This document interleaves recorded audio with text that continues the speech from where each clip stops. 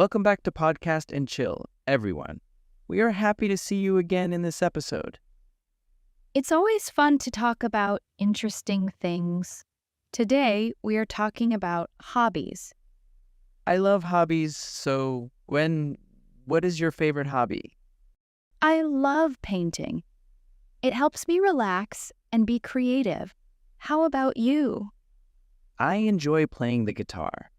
Because girls like it, right? It sounds romantic. Oh, well, I hope you don't get hit when performing. Hey, Anyway, let's start and find the joy in hobbies together. all right, here we go.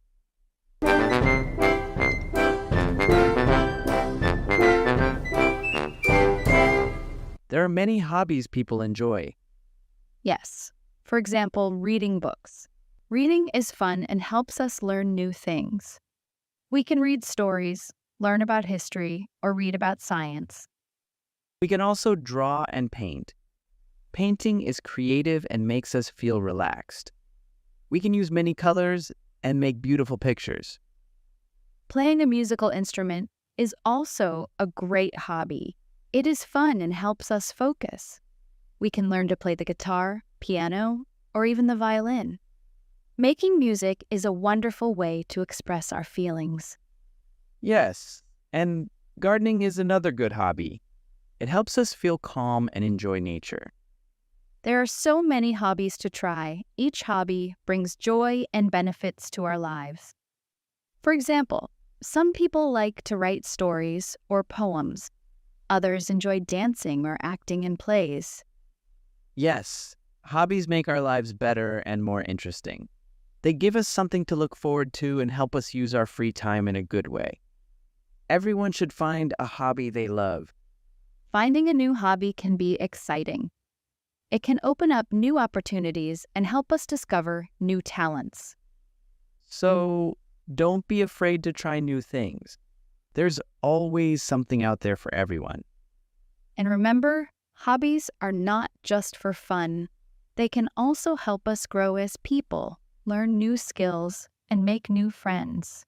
So let's start exploring and enjoy the many benefits of having a hobby. Let's talk more about how to find a new hobby. Sometimes people want to try something new but don't know where to start. That's a good question. It's important to explore different activities to see what truly interests us. Absolutely. So, Gwen, what's the first step in finding a new hobby? The first step is to think about what you enjoy and what interests you. Make a list of things you like or are curious about. For example, if you like being outdoors, maybe try hiking or gardening. If you enjoy being creative, try painting or playing a musical instrument. Yes, and once you have a list, start trying out different activities. Don't be afraid to step out of your comfort zone. You might find something you really love. Exactly. Trying new things can be so exciting. You never know what might become your next passion. How about taking a class or joining a group? That's a very effective method, Leo. Taking a class can help you learn the basics and meet people who share the same interest. For instance, if you want to learn to cook, sign up for a cooking class. And joining a group or community can be really helpful. Yes, you can learn from others' experiences. And it's also a great way to make new friends.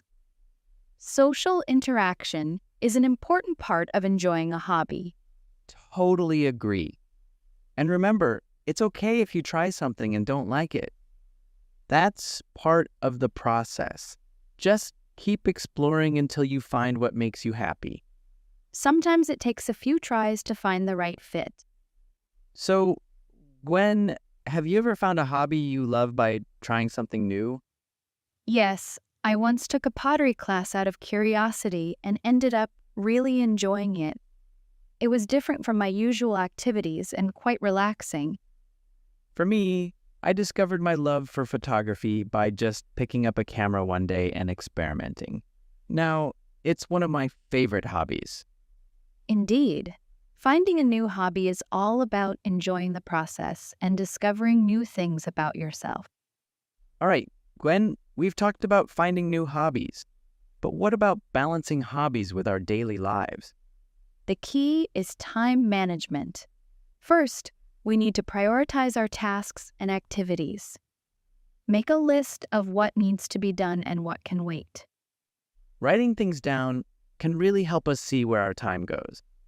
Yes, and once we have a clear view of our schedule, we can allocate specific time slots for our hobbies. For example, if you enjoy reading, set aside 30 minutes before bed every night. That sounds doable. Even small time slots can make a big difference. I like to play the guitar for 15 minutes during my lunch break. It refreshes my mind. That's a good strategy, Leo. Another tip is to combine hobbies with daily activities. For instance, if you enjoy listening to podcasts, do it while commuting or exercising. Great point, Gwen. Multitasking can be really effective.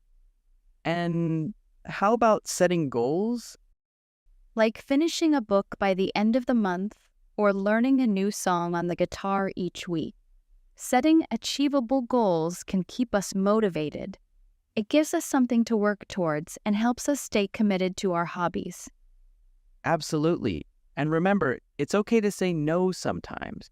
If you're too busy, don't take on extra tasks that will eat into your hobby time. Hobbies should be fun, not another source of stress. Precisely. It's about finding a balance. Hobbies should enhance our lives, not complicate them. Take breaks when needed and don't push yourself too hard. Hobby, meaning an activity done regularly in one's leisure time for pleasure. Example, gardening is a popular hobby that many people enjoy. Instrument, meaning a tool or device used to produce musical sounds. Example, learning to play a musical instrument like the piano can be very rewarding. Relax, meaning free from tension and anxiety. Example, after painting, I feel very relaxed and happy. Discover, meaning to find something new or learn something for the first time. Example, I discovered a new hobby when I tried pottery. Balance, meaning when things are equal or fair, not too much of one thing and not too little of another. Example, it's important to balance work and hobbies to lead a fulfilling life. What hobbies are mentioned in the conversation and what are their benefits? The hobbies mentioned include reading books, drawing, playing musical instruments, gardening, writing stories, dancing, and acting. They help with learning, relaxation, focus, feeling calm, and enjoying nature. Hobbies make life more interesting, allow us to discover new talents, and support personal growth. What suggestions does Gwen give for finding a new hobby and how are they helpful? Gwen suggests thinking about your interests, making a list, trying different activities, and joining a class or group. These suggestions help explore new hobbies, learn new skills, and make friends. All right, Gwen, we've talked about finding and balancing hobbies. Now, let's talk about turning hobbies into passions. That's a great topic, Leo. Turning a hobby into a passion can be incredibly fulfilling. It's about taking something you love and diving deeper into it. Absolutely. So, Gwen, how can someone turn their hobby into a passion? The first step is to dedicate time and effort to your hobby. Consistency is key. The more you practice and engage with your hobby, the more skilled and passionate you become. And don't be afraid to invest in your hobby. Whether it's buying better equipment, taking advanced classes, or spending more time on it, investing in your hobby shows your commitment. That's true. It's also important to set goals. Clear, achievable goals can help you measure your progress and keep you motivated. For instance, if you're into painting, aim to complete a certain number of artworks each month. And don't forget to challenge yourself. Trying new techniques, pushing your limits, and stepping out of your comfort zone can really help you grow. Exactly. Growth often happens outside of our comfort zones. Another tip is to connect with others who share your passion. Join clubs, online forums, or attend events. Networking can provide support and inspiration. Speaking of connecting with others, sharing your hobby with the world can also turn it into a passion.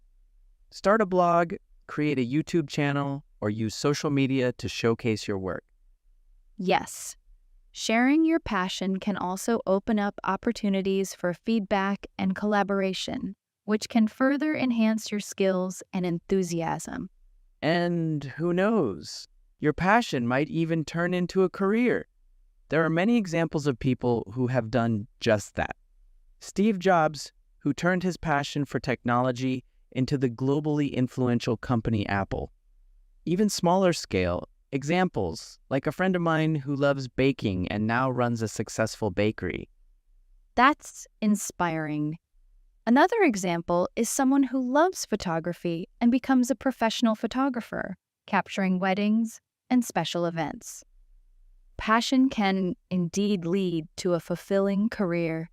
Exactly. And even if it doesn't become a career, your passion can still bring joy and fulfillment to your life. It's all about doing what you love and loving what you do. So, to our listeners, if you have a hobby you truly enjoy, consider dedicating more time and effort to it. Dive deep, set goals, and challenge yourself. Who knows where it might lead? And remember, it's never too late to turn a hobby into a passion. Whether you're young or old, if something makes you happy, go for it. Let's encourage everyone to explore their hobbies more deeply and see where their passions can take them. The journey itself can be incredibly rewarding. Right on, Gwen. So, listeners, go ahead and take that hobby to the next level. Make it a passion, and who knows, it might just change your life. All right, next, let's dive into the social benefits of hobbies. Hobbies aren't just fun. They can also help us connect with others. That's right, Leo. Engaging in hobbies can create opportunities to meet new people and form meaningful relationships. Exactly. So, Gwen, what are some ways hobbies can help us connect with others? One way is by joining clubs or groups related to your hobby. For instance, if you enjoy reading, you can join a book club where members discuss their favorite books. Yes. Or if you love playing sports, joining a local team or league can be a great way to meet people and make new friends. Another way is by participating in community events or workshops. These activities allow you to learn and share your passion with others who have similar interests. Absolutely. And competitions or contests are also great. Whether it's a cooking contest, a chess tournament, or an art show, these events bring people together and create a sense of community. Correct, Leo. And these shared experiences often lead to strong bonds and lasting friendships. When people come together over a common interest, it creates a foundation for deeper connections. Speaking of which, I have a friend who met his best friend at a guitar class. They started jamming together and now they even perform at local cafes. That's a wonderful example, Leo. I've also seen people form close friendships through volunteer groups, where they share a passion for helping others while building strong social ties. Another great thing about hobbies is that they can bridge generational gaps. For example, I love seeing kids and their grandparents bonding over gardening or playing board games together. Indeed, hobbies can bring together people of different ages, backgrounds, and cultures. They create a space where everyone feels included and valued. And let's not forget the online communities. With the internet, it's easier than ever to connect with people who share your interests, no matter where they are in the world. Yes, Online forums, social media groups, and virtual events can provide support, advice, and camaraderie, even if you can't meet in person. To our listeners, if you're looking to make new friends or strengthen existing relationships, consider diving into a hobby. It's a fun and rewarding way to connect with others. Fulfilling, meaning making you feel happy and satisfied because you are doing something important or useful. Example, volunteering at the shelter was a fulfilling experience for her. Camaraderie, meaning a feeling of good friendship and trust among a group of people. Example, the camaraderie among the teammates was evident during their victory celebration. Passion, meaning a strong and barely controllable emotion or enthusiasm for something. Example, her passion for painting is evident in her beautiful artwork. Community, meaning a group of people living in the same place or having a particular characteristic in common. Example, joining a club can help you feel like part of a community. Connect, meaning bring together or into contact so that a real or notional link is established. Example, social media allows people to connect with friends and family easily. What are some steps mentioned for turning a hobby into a passion? To turn a hobby into a passion, you should spend time on it regularly and practice a lot. Set goals for yourself and try new things to get better. You can also buy better tools or take classes to improve. Sharing your hobby with others online and connecting with people who like the same things can also help make your hobby a passion. How can hobbies help people connect with others and form meaningful relationships? Hobbies can help you meet new people by joining clubs or teams, going to events, or entering contests. These activities let you make friends and feel part of a community. Hobbies can also bring together people of different ages and backgrounds. Online groups make it easy to find others who like the same hobbies, no matter where they live. We hope our listeners are inspired to dive into their hobbies. Or even discover new ones.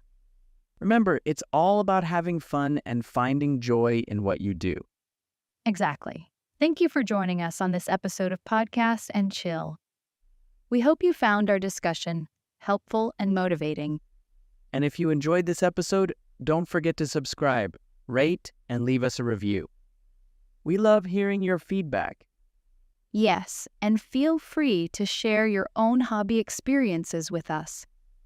We'd love to hear your stories and maybe even share them in a future episode. Until next time, keep exploring, keep learning, and most importantly, keep having fun with your hobbies. Goodbye, everyone.